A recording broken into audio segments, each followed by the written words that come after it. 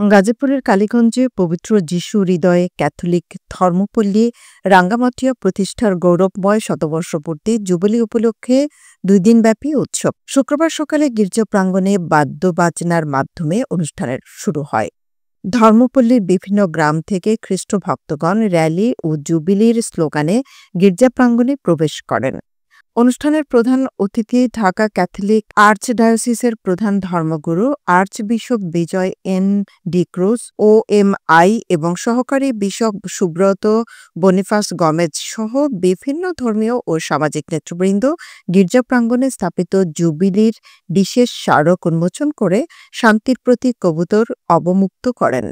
উপাসনায় প্রায় ২০ জন যাজক, উল্লেখযোগ্য সংখ্যক সন্ন্যাসব্রতী ব্রাদার, সিস্টার এবং প্রায় ১,০০০ খ্রিস্টভক্ত অংশগ্রহণ করেন।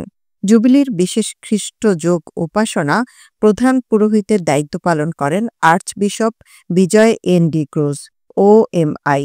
তাকে সহায়তা করেন সহকারী বিশপ সুব্রত বনিফাস গমেজ ও ধর্মপল্লীর পাল পুরোহিত ফাদার আলবিন গমেজ। আর্চবিশপ বিজয় এন ডি ক্রুজ OMI খ্রিস্টযোগে তার উপদেশ বাণীতে ভাওয়াল অঞ্চলে খ্রিস্টবাণী প্রচারের প্রবাদ প্রতিম প্রচারক দোম আন্তোনিওর অবদান এবং রাঙ্গামাটিয়া ধর্মপল্লীর ইতিহাস তুলে ধরেন। এ সময় তিনি বলেন, রাঙ্গামাটিয়ার মানুষ অনেক উদার, আন্তরিক এবং অতিথিপরায়ণ। তাদের ঈশ্বরের প্রতি অগাধ বিশ্বাস ও আস্থা।